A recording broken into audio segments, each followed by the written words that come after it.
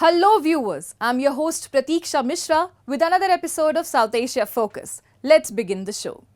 India, the world's fifth largest economy with a burgeoning population exceeding 1.4 billion, stands as a pivotal player in global politics and economics. Recently, Indian Prime Minister Narendra Modi embarked on a significant diplomatic mission to Russia and Austria. His visit aimed at bolstering bilateral relations while addressing pressing global issues. In a bid to foster peace and development, Prime Minister Modi voiced his concerns over escalating conflicts and underscored the importance of international cooperation. Here's our detailed report. India and Russia share a robust and time-tested friendship rooted in mutual respect and strategic cooperation. This was clearly depicted during Prime Minister Narendra Modi's recent visit to Moscow, where he was awarded the Order of St. Andrew the Apostle, Russia's highest civilian honor, by President Vladimir Putin. This award recognizes Prime Minister Modi's exceptional contributions to strengthening the strategic partnership between Moscow and New Delhi. The two nations also signed 9 MOUs spanning trade, climate and research, paving the way for innovative collaborations. PM Modi's visit underscores the pivotal importance of the India-Russia alliance, particularly in the realms of energy security and defense cooperation, highlighting a new era of strengthened ties and mutual growth. आज की चर्चाओं में भी हमने सभी क्षेत्रों में आपसी सहयोग को मजबूत करने के लिए नए और महत्वपूर्ण निर्णय लिए हैं। हमारे संबंध केवल दोनों देशों के लिए ही नहीं, पूरे विश्व के लिए भी अत्यंत महत्वपूर्ण है। Russia and India have deepened their energy cooperation as a key aspect of their special privileged strategic partnership. Russia fulfills India's energy requirements primarily through crude oil and natural gas imports, crucial for India's energy security. This relationship goes beyond transactions, emphasizing strategic collaboration. Both nations have partnered on multiple energy projects and continue to foster further cooperation. The relations between India and Russia are good and important for both. Not only for India, not only for Russia, but for both. And in the context in which Russia finds itself, closer relations with India is important for Russia. India has decided to keep its friendship with Russia and at the same time, mark my words, advocate dialogue and cessation of hostilities. Prime Minister Modi's visit to Austria coincided with the 75th anniversary of diplomatic relations between the two countries. During their meeting, the leaders discussed bilateral and global issues of mutual interest, focusing on environmental sustainability and initiatives to combat global warming. Addressing the Indian diaspora, Prime Minister Modi highlighted India's role and contributions to world peace. हम सीना तान करके दुनिया को कह सकते हैं, हिंदुस्तान ने युद्ध नहीं, बुद्ध दिए हैं। जब मैं बुद्ध की बात करता हूं, तो इसका मतलब है कि भारत ने हमेशा पीस और प्रॉस्पेरिटी ही दी है। इसलिए 21वीं सदी की दुनिया में भी भारत अपनी इस भूमिका को सशक्त करने वाला है। आज जब दुनिया भारत को विश्व बंधु के रूप में देखती है, तो ये हमारे लिए गर्व की बात है। Prime Minister Narendra Modi's recent diplomatic successes in Russia and Austria underscore India's growing prominence in global diplomacy. Receiving Russia's highest civilian honor and following it with a historic visit to Austria highlight the deepening strategic partnerships and bilateral cooperation. These visits not only strengthen India's diplomatic influence but also reaffirm its dedication to promoting peace, prosperity, and collaborative solutions on the global stage. Representatives of local bodies in Pakistan-occupied Jammu and Kashmir this past week held protests in the region demanding release of development funds promised months ago. They alleged that the government led by Chaudhry Anwarul Haq is not at all serious over making the local bodies operational in the region. Our report.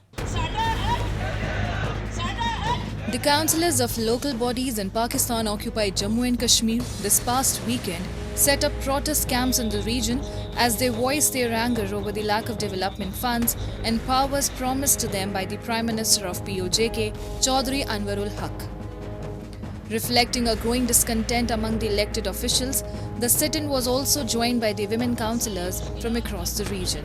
They lament that the funds for their local bodies were supposed to be allocated to them more than 20 months ago, following local body elections held in November 2022. The elected representatives are expressing frustration over the lack of action and broken promises. They emphasize that local issues such as infrastructure and public services fall within their remit, not the responsibilities of higher-level government officials. तकरीबन पौने 2 साल होने को हैं बलदियाती election हुए। उससे पहले तय पाया गया कि फंड्स जो हैं बलदियाती नुमाइंदे जो हैं होंगे उन्हें दिए जाएंगे, लेकिन उसके बाद की सूरत हाल आप सब लोगों के सामने है। क्या वज़ीरों MLAs का हक है कि ये मोहल्ले में टूटियाँ, नलके, सेवरेज लाइंस ये सारी देनी उनका काम है? हरगिज़ नहीं। ये जो बलदियाती नुमाइंदे मुंतखब होके आए हैं ये उनका काम है। ये वो लोग हैं जिनके दरवाज़ों पे आसानी से सब लोग आ रहे हैं और अपनी फरियादें, अपने मसाइल, अपने मसले बता रहे हैं और हम लोग जानते हैं कि मोहल्ले में किसको क्या मसला है और हम लोग उसको बेहतर तरीके से हल भी कर सकते हैं। The protesting representatives have demanded immediate allocation of funds and the power to execute their responsibilities effectively. They criticize the government for delaying the promised support and allege that the government led by Chaudhry Anwarul Haq is not at all serious over making the local bodies operational in the region. वज़ीर आज़म साहब, आपसे, आपकी पूरी काबीना से ये सवाल करता हूँ, जिस तरह आप वोट लेकर असेंबली में बैठे, ये बात अलग है कि आपने कुछ ज्यादा वोट लिए हैं, हमने कुछ कम वोट लिए। आप भी जमहूरी नुमाइंदे हैं, हम भी जमहूरी नुमाइंदे हैं। आप भी अवाम के हकूक़ के महफ़िज़ हैं, हम भी अवाम के हकूक़ के महफ़िज़ हैं। मेरा आपसे ये सवाल है, जब आप अपने हक़ का मुतालबा करते हैं तो आपको परेशानी क्यों होती है? हमारा वज़ीर आज़म सेनेट असेंबली में खड़े होकर ये कहता है अगर बलदियाती नुमाइंदों को हक दिया जाए तो क्या हम रेहड़ी लगा रहे? आपके सोच को सलाम करता हूँ कि वज़ीर आज़म होकर, वज़ीर आज़म के मनसब पे बैठकर आपने ये बात की। मुझे अफसोस होता है, हम आपसे भीख नहीं मांग रहे, हम अपने हकूक़ की बात कर रहे, हम अवाम के हकूक़ की बात कर रहे, हम अवाम के फलाह बहबूद की बात कर रहे। Lambasting the government over their treatment of local bodies, the protesters say their demands are not just for personal gain but for the benefit of the public. They are seeking the resources necessary to address the needs of their communities effectively. People in the region have been waiting for years for a better administration that could work for their welfare and the region's development. But their pathetic attitude of the government has worsened the condition. Time now for Asia This Week, the stories from across the continent. Landslides in Nepal swept 2 buses with at least 65 passengers on board into a river on Friday, while landslides elsewhere in the mountainous country killed at least 10 people. Dozens have died in the Himalayan nations since the middle of June as torrential monsoon rains triggered landslides and flooding. Authorities mobilized the military and police to search for the 65 missing passengers swept into the Trishuli River in the early hours. The incident happened in Chitwan district, about 86 kilometers west of Kathmandu. Landslides and floods have killed at least 91 people in Nepal since mid-June. In a social media post on Friday, Prime Minister Pushpakamal Dahal expressed sadness over the disasters and instructed government agencies to conduct effective search and rescue operations.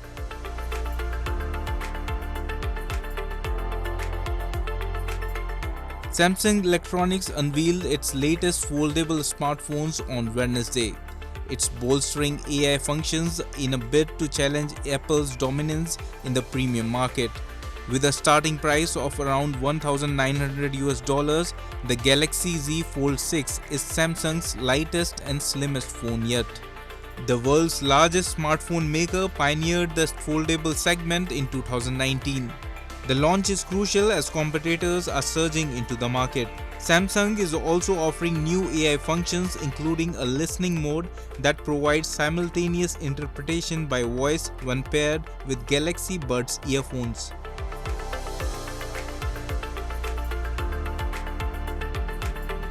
Hot and humid conditions behind several recent deaths in Japan have driven residents to use new cooling shelters set up around the capital on Tuesday, including at the popular tourist spot Tokyo Tower.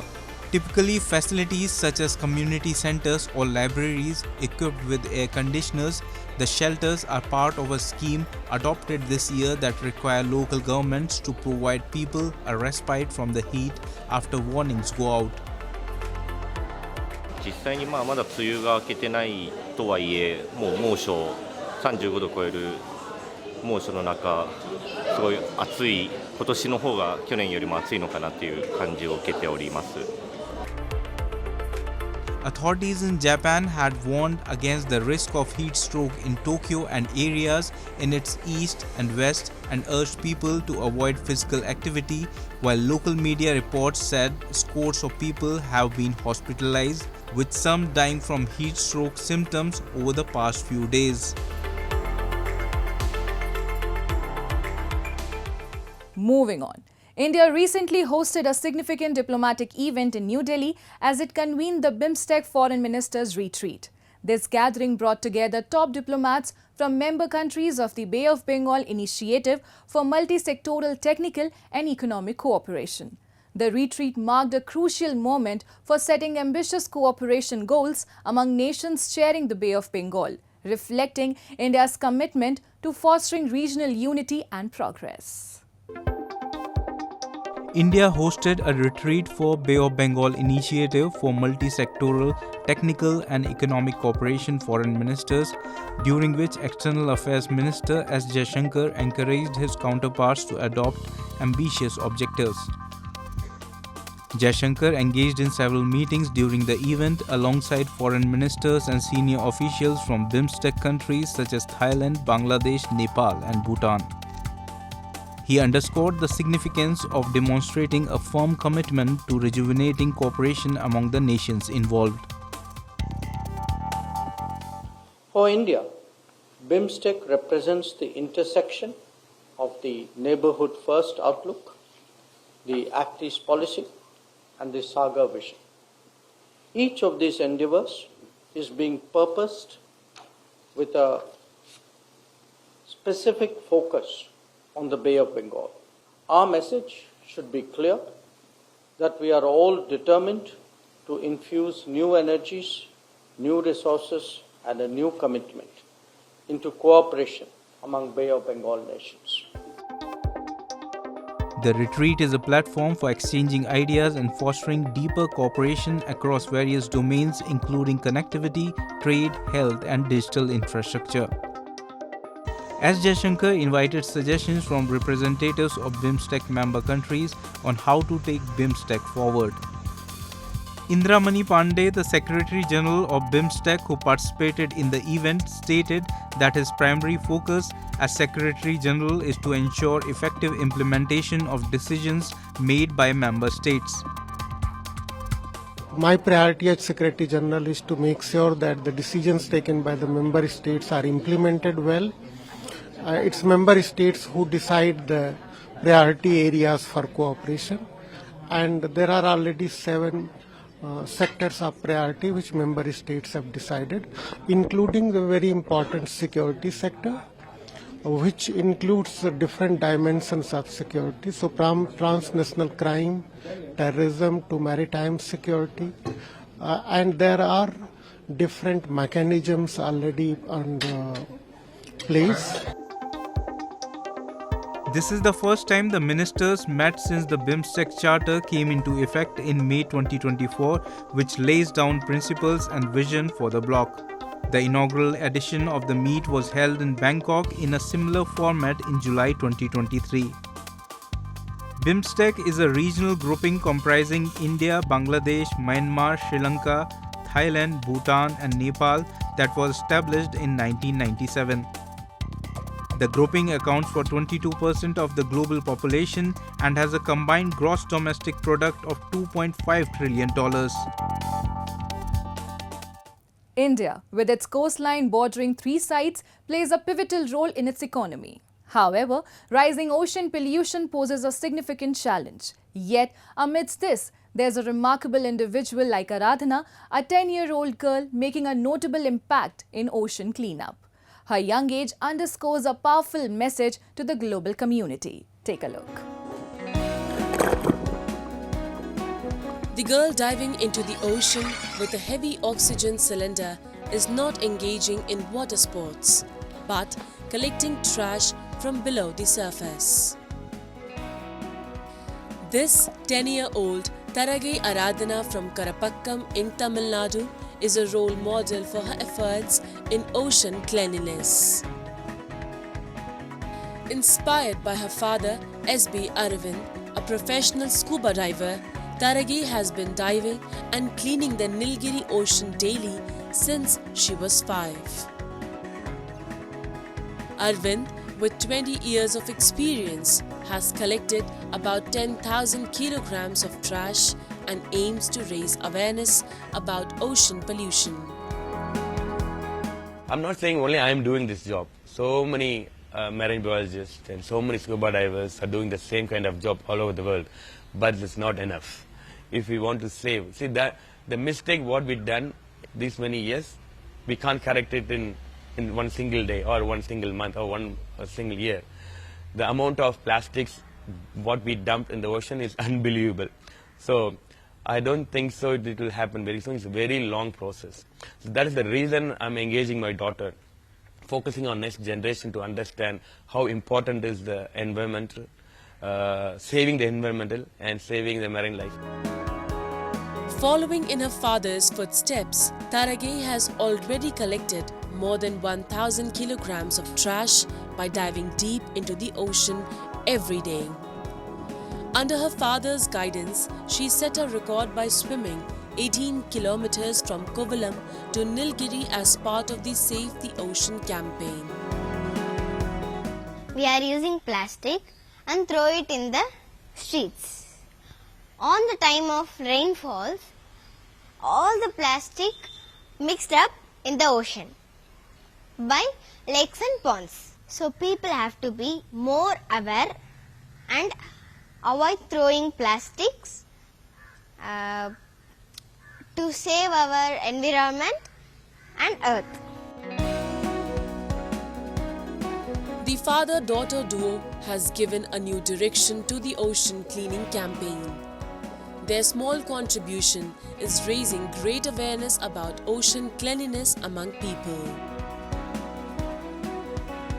The waste generated from increasing urbanization and industrialization in the country often flows directly into the rivers through drains, significantly polluting them. This contaminated river water eventually makes its way to the ocean, further exacerbating marine pollution. To combat this issue, sewage treatment plants are being established nationwide to treat wastewater from drains, thereby reducing river pollution. In addition to these initiatives, large-scale campaigns are being conducted to clean coastal areas and raise public awareness about the importance of ocean cleanliness. These efforts are crucial for protecting marine life and preserving the environment. Aradhana's inspiring initiative highlights the crucial role of individual action in addressing global challenges. And with that, we come to the end of this week's episode. See you next week. Goodbye and take care.